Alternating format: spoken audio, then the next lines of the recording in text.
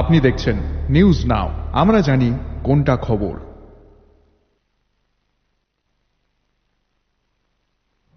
বামুটিয়ায় গড়ে তোলা হবে Tripura film and television institute. শুক্রবার এক অনুষ্ঠানে এই কথা জানিয়েছেন মুখ্যমন্ত্রী ডাক্তার মানিক সাহা। 25তম আইফা অ্যাওয়ার্ডে জনপ্রিয় বিভাগে সেরা মৌলিক গল্পের জন্য পুরস্কৃত হয়েছিল লাপাতা লেডিজ চলচ্চিত্র। স্বাভাবিকভাবে সেরা মৌলিক গল্পের জন্য আইফা পুরস্কার পেয়েছেন এই ছবির গল্পকার ত্রিপুরার বিপ্লব গোস্বামী। প্রেক্ষিতে ত্রিপুরা ফিল্ম অ্যান্ড টেলিভিশন ইনস্টিটিউটের উপদেষ্টা বিপ্লব গোস্বামীকে সংবর্ধনা জ্ঞাপন করা হয় শুক্রবার। তথ্য সংস্কৃতি দপ্তর আয়োজিত এই দিনের অনুষ্ঠানে উপস্থিত ছিলেন মুখ্যমন্ত্রী ডাক্তার মানিক সাহা। বক্তব্য রাখতে গিয়ে বামুটিয়ায় বৃহৎ পরিসরে গড়ে তোলা হবে Tripura film and television institute বলে নজরুল কলাক্ষেত্র আয়োজিত এই সংবর্ধনা সভায় জানিয়েছেন মুখ্যমন্ত্রী। কি হয়, আমরা যখন কাউকে বলি কি লাগবে, বিরাট একটা বাজেট দিয়ে দেয়।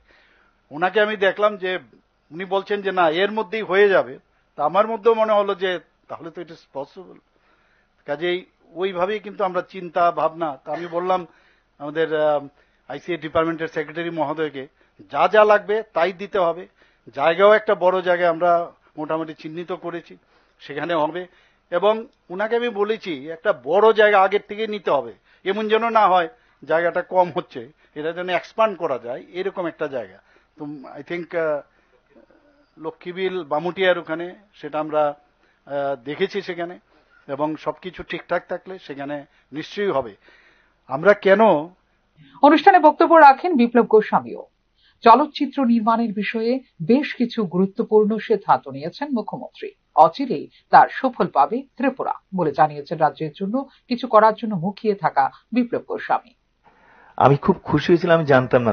তারপর যথারীতি উনি এই পোস্ট ক্রিয়েট হলো এবং আমি এখানে অ্যাডভাইজার হিসেবেও জয়েন করলাম।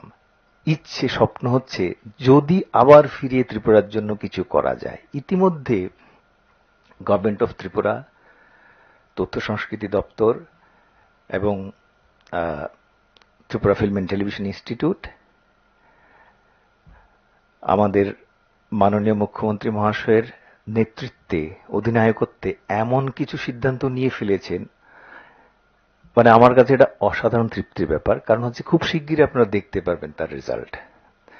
আমাদের প্রিয় সচিব মহাশয় যেটা বললেন, বাকিটা যা উদ্যোগ, যা কাজকর্ম শুরু করেছেন, যা পরিকল্পনা করে ফেলেছেন আমাদের অনারেবল চিফ মিনিস্টার স্যার, সেটা উনি নিজের মুখেই বলবেন। আমি শুধু দর্শক, আমি শুধু দেখছি, আমার শুধু ভালো লাগছে। আমি বারবার শুধু কি করছি, মিলিয়ে নিচ্ছি আমাদের রাজ্যের এই পরিকল্পনাগুলো কতটা আধুনিক, কতটা দেশীয়, কতটা আন্তর্জাতিক স্তরের, সেটা শুধু ত্রিপুরার সমস্ত মানুষ ধীরে ধীরে দেখতে পাবেন। এবং আমার শুধু বিশেষ করে ওনার দেখানো পথগুলো। 28 নভেম্বর 2022-এ আগরতলা নজরুল কলাক্ষেত্রে যাত্রা শুরু করে Tripura film and television institute.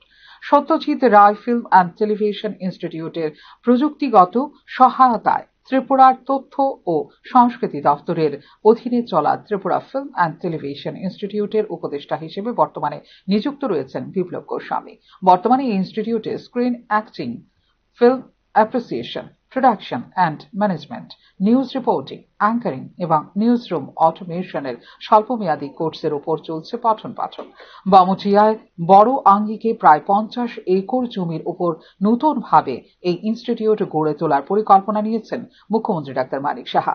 একই সাথে পরিকল্পনা রয়েছে ডিপ্লোমা এবং ডিগ্রি কোর্স চালু করার পরিকল্পনাও, যেখানে নিঃসন্দেহে পথপ্রদর্শকের ভূমিকা নিতে পারেন চলচ্চিত্র শিল্পের বিশ্বখ্যাত ত্রিপুরার বিপ্লব